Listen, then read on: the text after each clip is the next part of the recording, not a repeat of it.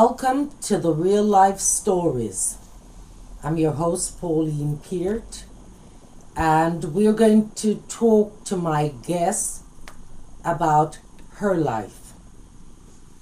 I will ask her questions that might upset her, but at the same time, I want to know why, as an educator, coming from a social services background as well, and a counselor, she wants to give it all up and go into jewelry making. My guest is Olive Williams, and I want to know why she does not want to be called Olive. She's from St. Lucia, and she came here as a young person. So tell me, Olive, why don't you want to be called Olive? When I first arrived here, I was called Olive. I was born in the Caribbean, St. Lucia, up until the age of 11. At the age of 11, I arrived here, and I remember it very well. It was about March, coming up to Easter, and got off the BOAC plane. It wasn't Okay. British Airways then, it was BOAC. Got to Heathrow, and going down the steps, I remembered it was cold, it was grey. I had just left sunshine and warmth, and I arrived and I went down the stairs, and my parents and my mum and my sisters were waiting for me, and my mum had actually bought me this coat, and I remembered it. It was purple and black check coat, tiny check. And I got into the foyer, and she gave me the coat and went home. And I remember they made me something to eat. I think it was a sandwich, and I couldn't eat the bread. I put the bread in my mouth, and it was really soggy. Ooh. I could not swallow that bread. Mind you, I love the bread now. Anyway, things moved on. My mum and dad enrolled me into school, and I went to school in White City. It was called Hammersmith County Girls' School. It was an all-girls school at the time. I think it's now called the Phoenix. Ah, the Phoenix. Yes, but prior to that, you're talking about 1968. Okay. It was called Hammersmith County Girls' School, and it was just girls. I started there, and I did not feel comfortable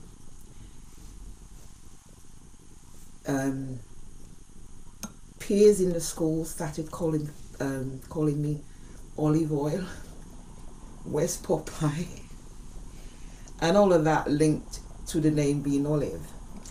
And as well as that, lunchtime, because we had school meals, I used a spoon, and I was made fun of for using a spoon to eat my meal, and that left me with a real kind of stigma, I guess, to the point where I thought, right, they're teasing me for using a spoon to eat, I'm going to use knife and fork. And you know, up to this day, I still have this thing about using a spoon. I use a knife and fork. Anyway, that went on. Eventually left school, went on to college, and got employed. And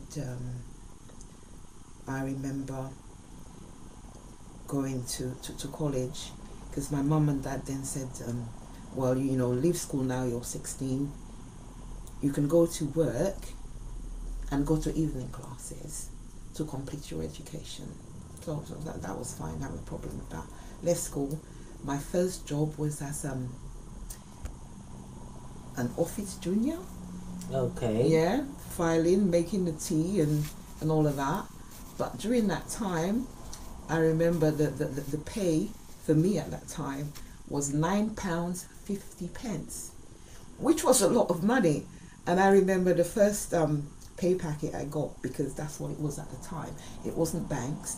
You got your money, your pay at the end of the week in an envelope, and the pay slip. Generation today wouldn't know what I'm talking about. And then you open it, and anyway, I got that first week's pay. And I remember going to Shepherd's Bush Market and buying 2 Afro Puffs.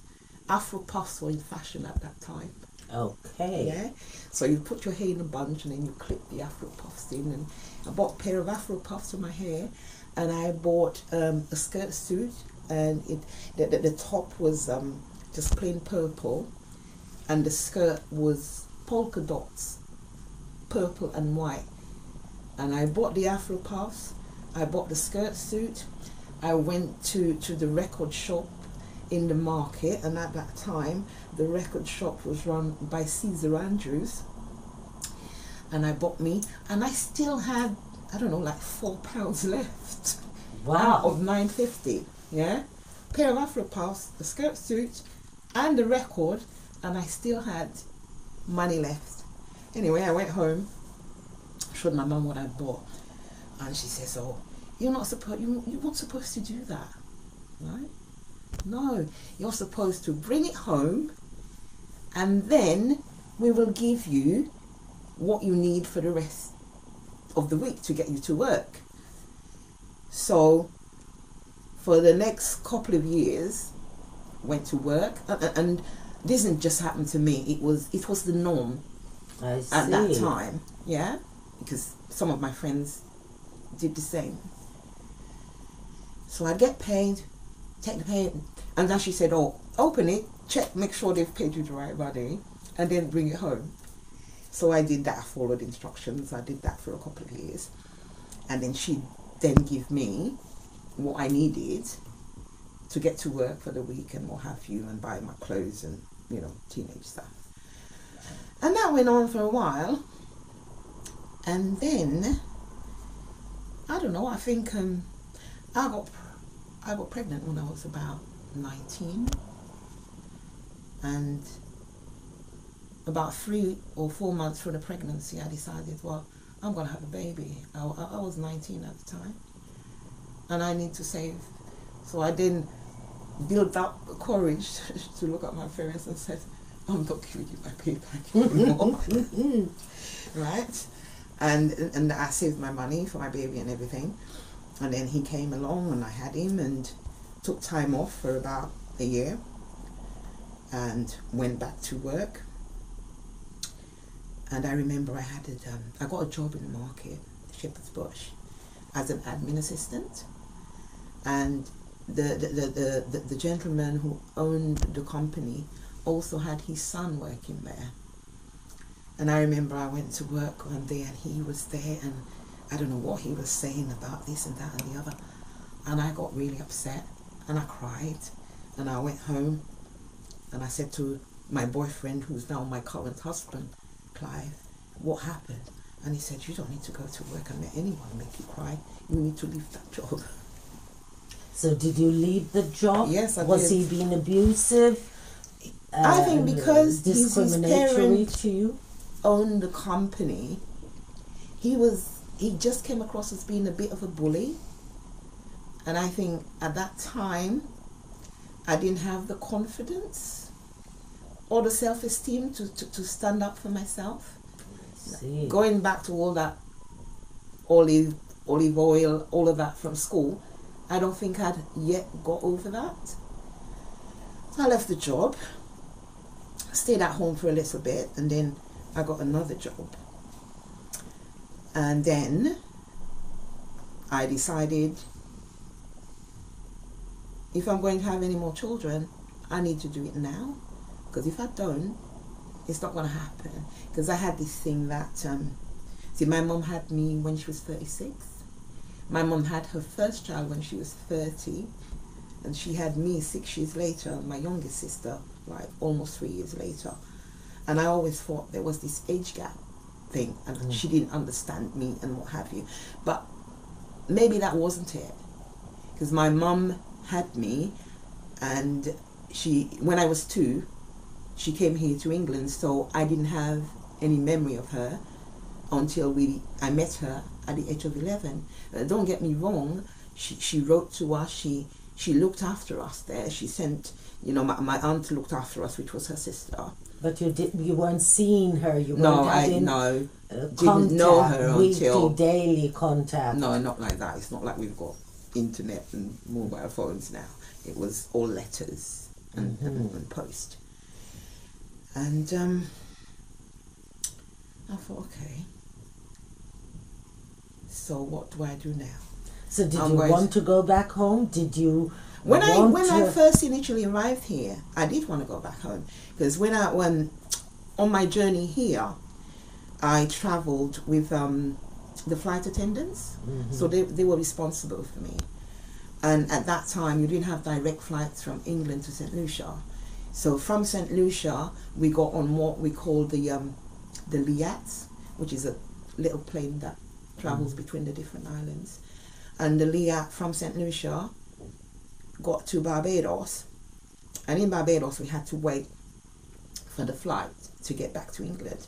And I remember, because I've always been I was a curious child, and I'm a curious adult. I like adventure.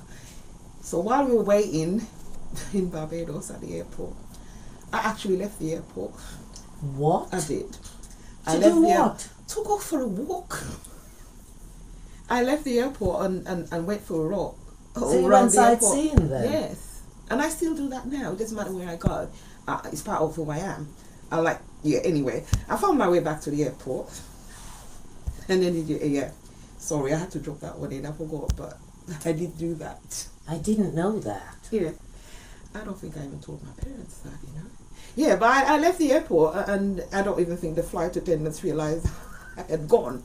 But I found my way back because, again, I use memory. So I when I walked out, I looked at certain spots. Okay. So that on the way back, I'd know, I saw that when I was going. So if I see it on the way back, I know I'm on the right track. I got back to the airport. And anyway, so going back, I decided that, I didn't want to have my children at 30. And if I got to 30 and I didn't have any children, I wouldn't have any. So by the time I was 22, I had 2 children. Out of choice. They were no accidents. Wow. Well, how did you cope with everything going on? So children don't faze me. I grew up with cousins. Oh, okay. I always had children around me. And I'd say I have a cousin in St. Lucia called Lillian. Her nickname is Lillian. Her real name's Gertrude. But she's like my first cousin. But I remember when Lillian was born, I must have been about 8 or something. And I used to go to her house all the time. And one day, I took her to my house. You took her to your house? Yeah. Why? Because I wanted to play with her. And as I said, we're a close family. We were in and out of each other's homes. I took Lillian home,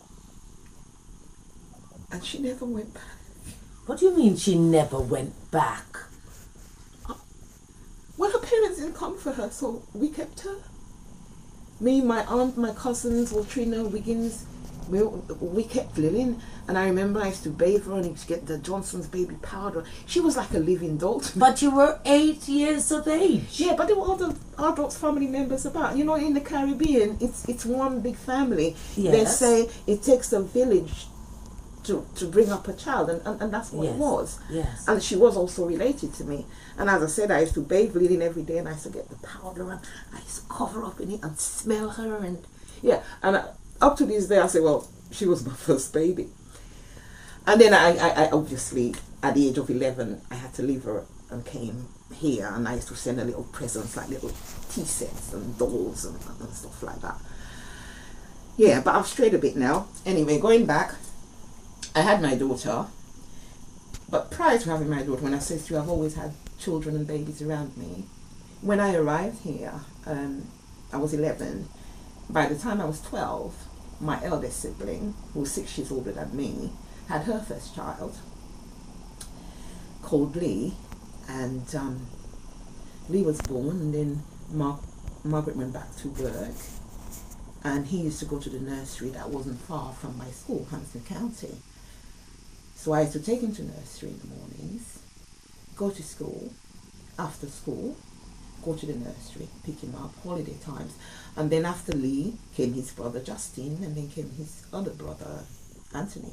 So I've always had children to look after, I suppose. So that's why you went into education and social services. Yeah, and you know, I love children, and I still say to this day that the child within me, I haven't lost. No. That child is still here, and I'm a grandparent now, and I will take my grandchildren to the park. I will go on the swings. I will take them to the fair. We will go, and some of the rides petrify me, but because of them wanting to go on it, I'll go on it, and I'll come out and I'll say, oh my gosh, I'll never do that again. And I have twins, boy and a girl, Savannah and Zachary, and they look at me and say, oh grandma, and they laugh. But and I believe that we all have a child within us, and we must never ever lose that child, you know, because that child is there, and that child is part of us, even when we have grown up. Anyway, I had my second child, called her Tony, after her dad. His middle name's Anthony, so we call her Tony. And I decided I didn't want to work in an office anymore, because that's all the experience I had. I used to do, I did shorthand, bookkeeping. That did not interest me. I went to, when I had Tony, I used to go the local authority, and I've always lived in Hammersmith for Fulham, and Hammersmith for Fulham always had a lot of family learning stuff going on. I used to go sewing classes, and they provided creches, and I used to put them in a creche, go do my sewing, and again, that's another thing that I was brought up with. And at the time, I don't think I really appreciated it, but everything we wore was made. I see. Yeah, everything we wore was made. My aunt sewed, my mother sewed, whole family sewed, I sewed. And when I first had my kids, I used to make their clothes and all of that. Anyway, I decided when Tony was 3 that I needed to do something, but I wasn't quite sure. So I did the Preschool Learning Alliance, the PPA course, yes, which was a 1-day course, and it's all about early learning and all of that. And then I went to Amberley Road to do that. And then during that same time, I decided, well, maybe I'll do psychology. I'm not sure. So I did psychology for a year, a foundation, Ladbroke Grove, the Warrington Centre. And then I thought, what now? Do I want all the children? Do I want all the children? I am not sure. Anyway, after completing the PPA, I decided, okay, the next step was to maybe do GNNEB. But before I decided, where we lived on Edward Woods, there was a community centre, and there also was a youth club. So I thought, okay, I volunteered at the youth club for a while to find out and make sure that it was younger children I wanted to work with and not the older ones. So after working in the youth club for a while, I decided, no, I don't want teenagers. I want birth upwards. I then enrolled to do the NNEB, and at that time it was Ken Livingstone who was running County Hall. Yes, he was at that period. Right, and during that time they offered bursaries. Yes. So I applied to County Hall, and I got them to pay me a monthly salary and to pay for my course fees. It was all free. And I went to Beethoven College, Westminster. That came under Westminster. And the NNEB was a 2-year, and it's called the National Nursery Examination Board, and it's now changed to CACHE, C-A-C-H-E. Yes. But prior to CACHE, it was the only qualification if you wanted to work with children unless you came from a very affluent family and you did the Nolans. The Nolans. I think Princess yeah. Diana did. Yeah. So it She was only did. that. It was only that or the NNEB. Yes. So 2 years full time, and the course entailed. And let's get this right. You are talking about Princess Diana. Yes. Because she wanted to do early years. Yeah, and she went time. through that. She attended that private. Right. Yeah. And the equivalent to it, as I said, was the NNEB. There was nothing else at the time. I mean, now we have NVQs, but at that time, yes, that's what it was. And I did that. And the course, as I said, was 2 years full time. And during that time, you went there 5 days a week. You had to do placements, but they were on a Friday. We also had extra curricular stuff for us. So I went squash. In that time, in that 2 year time, we had music lessons in the course. I learned to read music.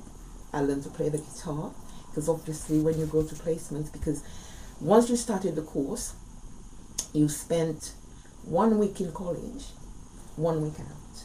So we actually had placements, and we had to do day nurseries with younger children, babies.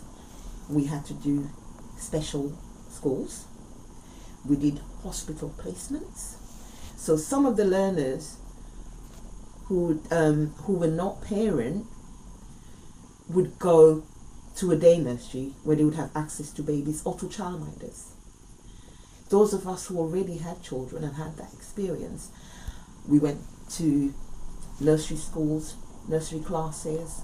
And why I say nursery schools and nursery classes, because they're different. Yes, they are. are. A nursery school has its own head and is independent. A nursery class is linked to a school.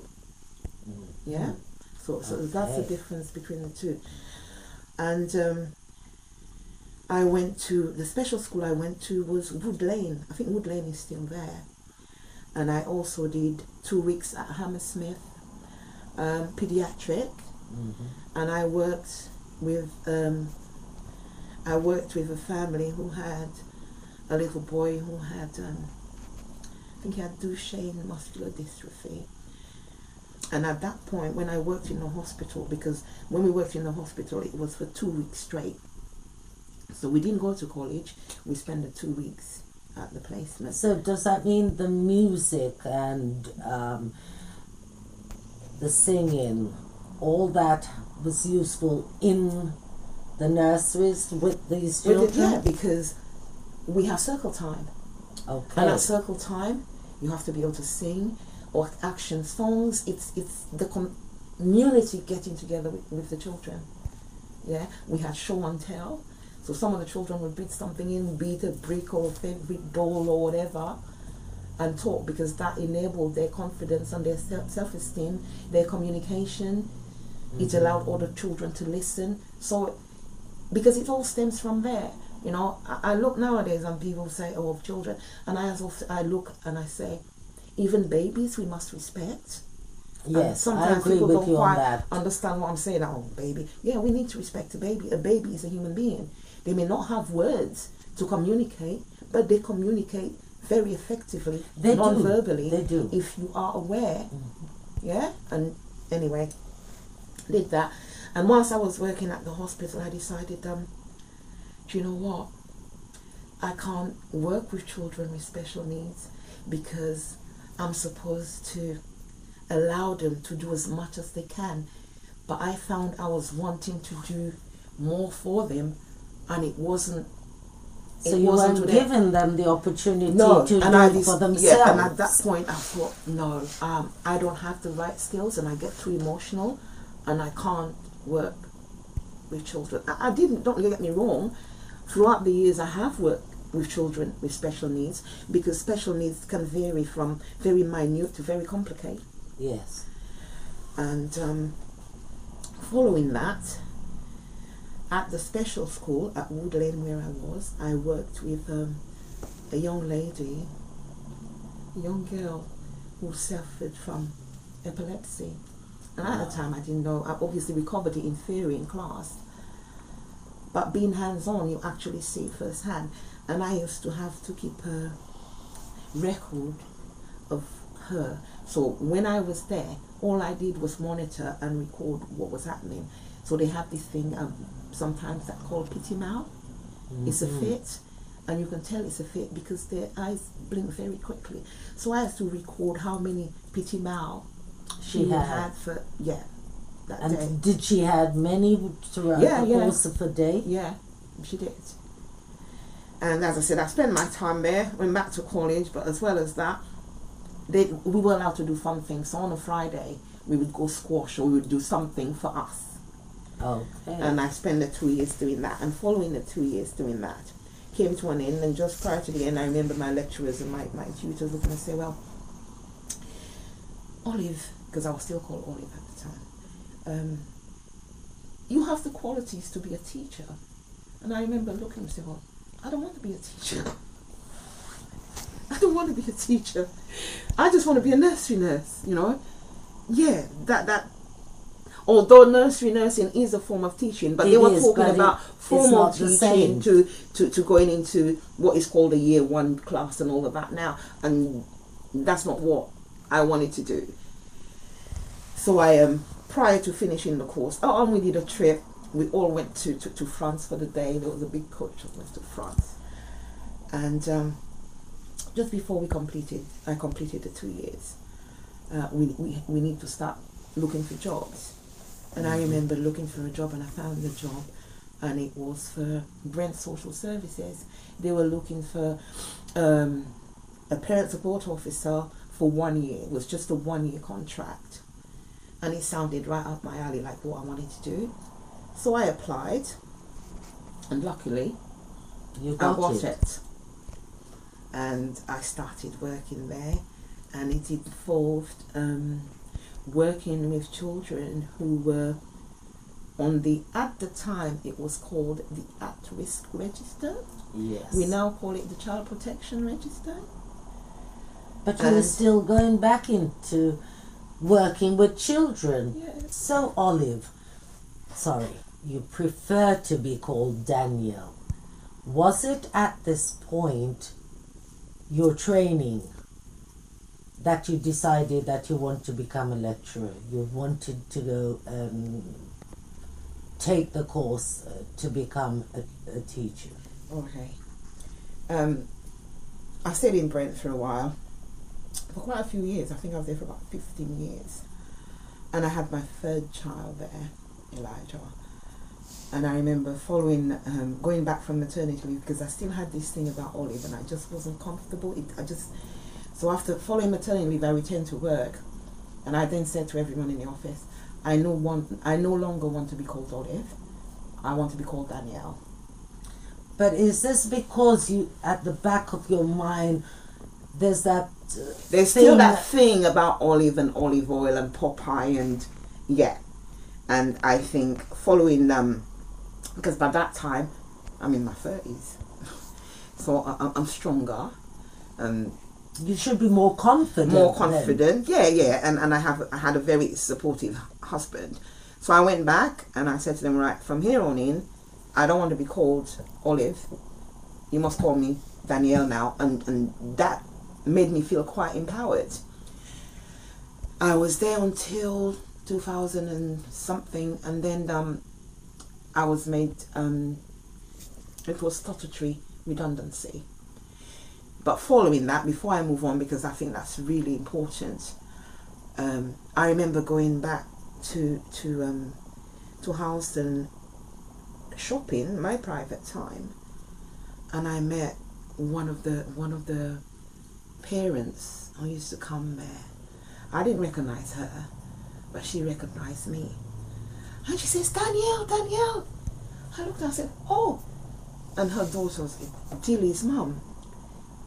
And she looked and she says, oh, and she held my hand and she said, I need to thank you and all the staff at the nursery at the play hut, because that's what it's called, the hut, for what you did for Dilly, because Dilly is now so, and if it wasn't, and I thought, how lovely That is job satisfaction. And was that the first time someone had spoken to you in this way? It was. And I always said, for me, job satisfaction is first before the monetary. Yes. Yes. It does give you that yes. feeling of, wow, that feel-good factor that you've done something for someone. And years later, to meet a mum on the street that's going to look at you and say, thank you, what you and your team did at the heart. My daughter's now, wow. Yeah. Oh, that's good. Yeah, that was. Anyway,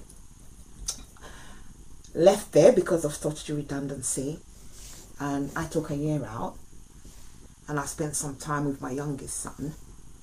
And then I decided, all right, I've had my year out, been back to St. Lucia, did a bit of traveling.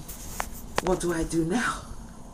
And I still wanted to be able to be at home with him, so I wanted to be able to pick him up, take him to school, and between the hours he was at school, I could work. And then I saw this advertisement for Hammersmith and West London College, and they were looking for a placement officer for the nursery nurses. And by that time, of course, you've got BTEC childcare, you've got NVQ, you've got all of that. So I applied for the job, and lucky enough, I got it again. Yes, I got it again, and it wasn't far from the school. It was like five minutes walk from Elijah's school. Started there as the work experience coordinator. So basically, the role involved supporting the learners, supporting the placement, supporting the college. So once a term, everyone who had our students on placements, we used to invite them in, the nursery managers, teachers, and and I also act as mediator. So whether there was any discrepancies between the learners, the placement, the one who'd go in and try to resolve it and all of that. I had to go and vet the placements and meet with them prior to the learners commencing the placement. And whilst I was there, the opportunity came to do the City and Guilds adult teaching qualification. Mm-hmm. So again, that's part of continuing professional development. The college, I was there already, I didn't have to pay for it. It was part of my continuing professional development. So I did the 7407, or 7307 it was called at the time. And as well as that, I did the assessor, the A1. The A1 award. The D32. It's called A1 award now. But it was D32 and D33 at the time. Completed that. And then my bosses at the college were really supportive and really encouraging. From there, they looked and said, well, would you like to deliver some evening classes for us? Which was the NVQ level 2 and the BTEC. So I started teaching, and whilst teaching, I could provide all my evidence for my adult education, teaching qualification. And okay. that took a year. And during that time, I also went on the counselling course. So I went on an introductory counselling course, which was 3 months. I thought, well, let me see how that goes before I go any further. And I find it was, I want to take it further. But did it help you?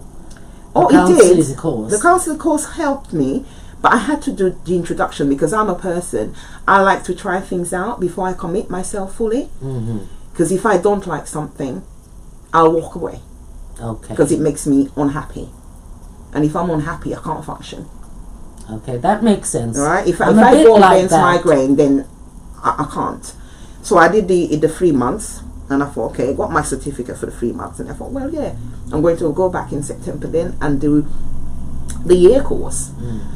And the first day was actually a Saturday, which is where we met. And that was a great day. Yeah.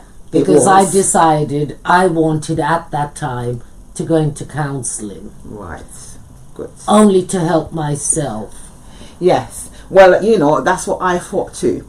And that year's course was actually my lifesaver emotionally. And why I said that is because my mum had passed away in 1982. And I don't think I had mourned her death. I don't think you got over it at that No, point. I hadn't cried. Even then, years later, you still had that doubt. I still hadn't grieved. No. And I remember there were times when I would be walking the street and I'd just be crying, and I'm saying, God, why am I crying? I'm crying. And I went to my GP and he'd say, you're depressed. Why am I depressed? Anyway, following the course, because whilst you're doing this counselling course, you have to keep a diary. Yes. And I had to keep a diary about my feelings and what I'm feeling. And don't forget, in class, we had all these workshops where we used to do stuff that would bring things out to the forefront of it. Right. Because that's how I got you talking. Yeah. And it was while you were talking, and I'm listening to you. I am listening to you now. Remember all the solar position and all yes, that? Yes. And you started, and the tears were running down your cheeks. Yeah. And it was at that time, P, that I realised that I've been feeling this way for years, because all that grief following my mother's death, I had not dealt with it. You know, I told you my mum died and I couldn't cry. Yes. It's not that I didn't want to cry. The tears just wouldn't come. And I look around and I see other people, and it's not even their mother, and they're willing to jump in the grave. And I'm saying, there was something wrong with me. My husband was crying. And me. No, the tears. But then following that, I was crying all the time. I couldn't stop it. In the middle of the street, walking, going shopping. But as I said, that counselling course was a truly turn point for me, and I would encourage everyone now. Counselling is ace. At some point in our lives, we all will need it, because we all suffer from mental health. It may be for one day, it may be for half a day. Something triggers that to break you down. We all do. Emotionally. Yes. So I did that, and that allowed me to grieve and accept that. But you talked about it, and now you talk about it easier. Yeah.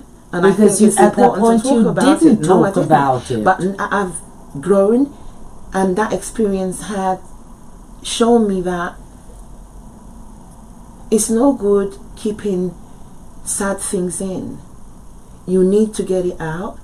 You need to talk about it. You need that release. You just need to talk about it. And in following that course, I used to, But that was good. Yeah. That was good. But then again, you decided you want to change course again. Now, tell me about the jewelries. You decided you're going to walk away from education. Yes, I'm going to walk away from education. education. You're going to walk away from counselling. Because my mental health and my happiness is very important to me. And right now, teaching I find very stressful. It's all about stats. It's all about paperwork.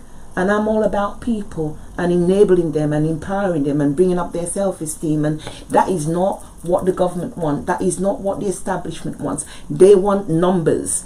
Yes? And it's not making you feel good about yourself again. And even as a kid, I used to make jewelry. You know, back in the Caribbean, I used to be able to do macrame. Okay. Yeah, I used to be able to do, all those baskets you weave. You used to do that. I used to go on the beach and look for shells and collect them and all of that. So I've always had an interest in jewelry making. And in 2006-07, I decided, right, I'm going to take it to the next level. So I actually attended City and Guild's jewelry making course. Okay. At level 3. So I worked with silver. I worked with, so I can make silver jewelry. Yes. From scratch. And 95 silver. Now, do you say that you're no longer chained down to counselling? Because I know you were talking earlier on about why you had to have this chain and so it can open. Yeah. Plus the fact that... And I like chunky jewelry. I think my manipulative skills, my fine manipulative skills, leaves a lot to be desired. Oh. So I like chunky stuff. But then in saying that, I like chunky furniture. I just like big things. So is this why you made all this, and now you're saying they're too small, they're too...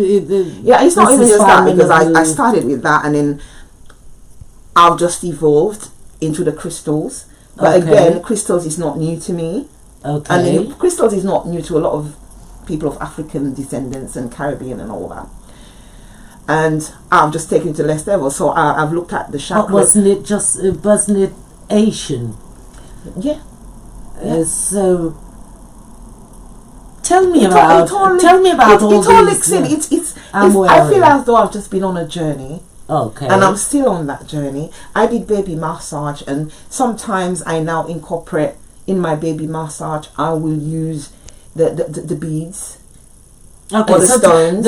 To me, these are beads, but I know you say they're crystals. So what you tell me actually something wearing about them. is you've got the chakras, 7 chakras. Okay, so they're called chakras. Right, the colours. So you've got hemonite. Okay, this is what this is. Yeah, this is hemonite as well. Okay. So this is hemonite. This is coryllian.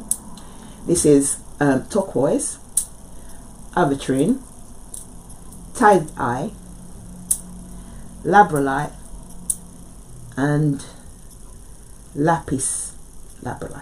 And what are all these supposed to do for me now? It's all about to wear them. It's all about grounding you and enabling you to feel better. But again, it's what people believe in and what people are open to. Now, I'm quite an open person. Yes, you are. I believe that what I think in my mind, if I think strong enough, it will happen. Now, that doesn't go for everybody. No. That's just me.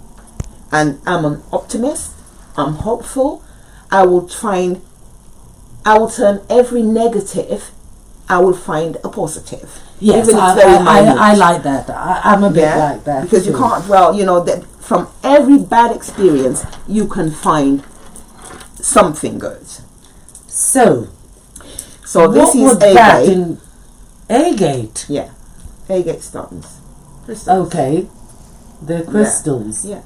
But I like that. I love the fact that, and these little ones are silver. Yeah. Oh, they're beautiful. Yeah. It is beautiful. That one's not for sale. That's mine. Oh no! You can't come here and talk about things like this and then I have a problem. Then not say, I make this jewelry, but you don't want to then sell after them. I've made them, I don't want to get rid of them. But I'm getting better. You are. So I'm not attaching myself to my jewelry. So then tell me about this, because I saw this and I said I want to have it, I want to buy it, and now you're telling me you won't sell it. That is a labradorite stone. Is it? I love it. Have it. Just look at that. So I've actually made it into a pendant. I mean, some people have it, and if you hang it, depending on how it hits the light, you'll get all different. So some people buy this and they just hang it at their window just for the effect when the sunlight hits it. But I wanted to make a pendant, and as I've said to you before, I like chunky jewelry. So I bought this a while ago, and I had it in my drawer for quite a while. And I decided, what should I do with it? I don't just want it sitting. I want to wear it.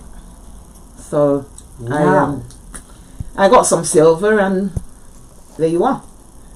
Yes, because as far as I was concerned, earlier on when we talked, it was a stone. It was just a stone, nothing else. It was just a stone. It was just a stone. Just imagine it without that. So it was just that. Okay. But I loved it. And you see how the light reflects, yes, and it changes? Yes. Wow. Wow. So now I can wear it this way. Or I can wear it that way. Yes. That way, when you move and the sun, it captures the light, and you see all the colours reflecting through. Well, you have made some pieces for me to go to some events, and I really, really love them. And my friends have asked, and I've said that you make it. So, what is the name of your company? It's DJ Designs. DJ Designs. Yeah. And people may think D for Danielle after my name. It's not. Oh, It's isn't it? dynamic jewelry and accessories. Wow. The accessory part is I also designed a bag whilst I was working with children and everything else and doing treasure baskets and all of that, and decided, well, how can I get parents to... So I actually designed a bag that I call a pyramid sensory bag. I haven't got it today. Well, that will be another time when I must ask you to come back and talk to me about the bag. next time we'll talk about sensory baskets and Yes. baby massage. Will you come back? Yeah. Would you do that for me? Yes. And before we wrap up, tell me about this, because I know... Well, this is turquoise. And the American Indians, this is a very sacred stone to them. It's about keeping you protected, warding off evil, standing in your own essence, your confidence, all of that. So this is actually a bangle and a bracelet made out of turquoise and silver. How exquisite. And I personally love turquoise. Okay. Oh, well, wonderful. And I have one last question for you. What advice would you give to the public so that they can understand where you're coming from, your emotions, your feelings, about early years, about going into jewelry, going into something that they love? And oh, do you know what? I'd say it's not about jewelry, it's not about my journey, it's about life. And I would say, be true to yourself. I agree with you on that. Don't wait for somebody to say, I love you. You love yourself first. Ah, just that one note. I want you to tell me, just that one note. I want you to read this and tell me why you have written this about happiness. Well, actually, I didn't write it. Okay. Someone put it out and I thought it was so, it touched me so much. I decided I wrote it and then I went and typed it. So it's called happiness. Happiness is a choice, not a result. And I think I need my glasses. Okay. Happiness is a choice, not a result. Nothing will make you happy until you choose to be happy. That's no person will make you happy unless you decide to be happy. Your happiness will not come to you. It can only come from you.